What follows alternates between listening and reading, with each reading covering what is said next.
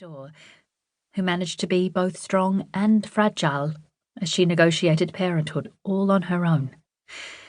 You're right. Cara and Beth would understand. But the rest? Alex sighed.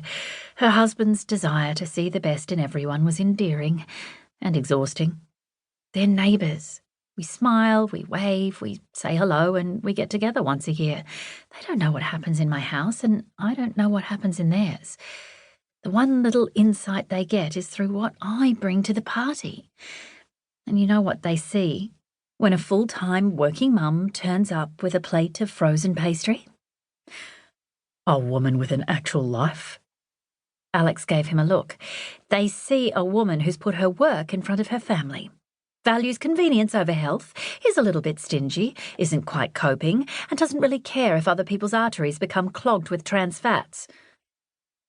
They get all of that from a plate of pastry? James looked crestfallen. You have no idea. Alex wearily covered the steaming parcels with a sheet of aluminium foil. Here, you can carry them out.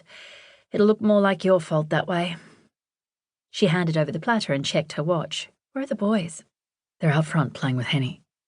Alex whipped around. You left them alone, unsupervised with a 3-month-old guinea pig. James shifted his weight uneasily. They won't hurt her. They love her to death. That's what I'm afraid of. Have you seen the way Noah hugs her? Alex strode towards the driveway and cursed inwardly. How could she and James have been wasting time discussing pastry when their little boys were potentially monstering a poor, defenceless guinea pig? If any harm had come to Henny, Alex knew exactly which 3 little words to blame. Bring a plate. Beth Chandler poked the last of the licorice tails into a prune and stood back from the bench to survey her collection of edible mice. So cute, with those little musk lollies as eyes. 22, she counted. That would be enough for the kids of Cuthbert Close. What was the collective noun for a group of mice? A nest? Yes, nest. A nest of mice for the nest of kids in her street. Perfect. These aren't for the party, are they, Mum? 12-year-old Chloe sidled up beside her. What do you mean? The prunes are seedless. If that's what you're worried about, none of the kids could possibly choke. It's not that. Then what is it? Chloe bit her lip. It's that they're kind of gross. Rubbish. Kids love my mice. We had them at all your parties when you were little. Beth wiped her hands on the tea towel. But that was before we knew they were made from prunes. Chloe picked one up and held it between her fingertips like a piece of toxic waste. Only old ladies eat prunes. Beth did a quarter turn and drew herself up.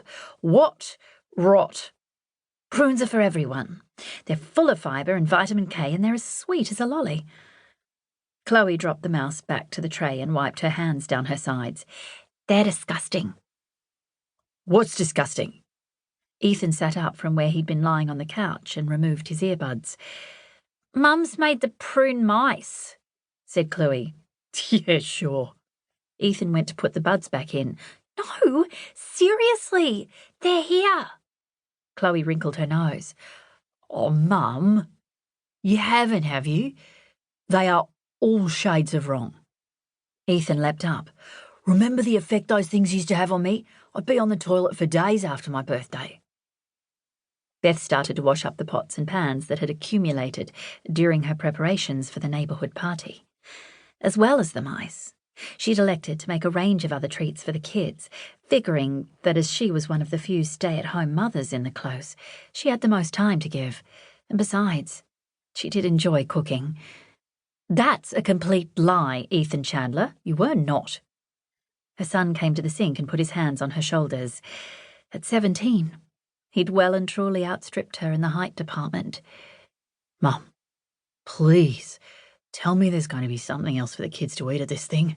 It's not just prune mice, is it? Of course not, said Beth in a huff, wriggling out of her son's condescending grasp and opening the fridge door.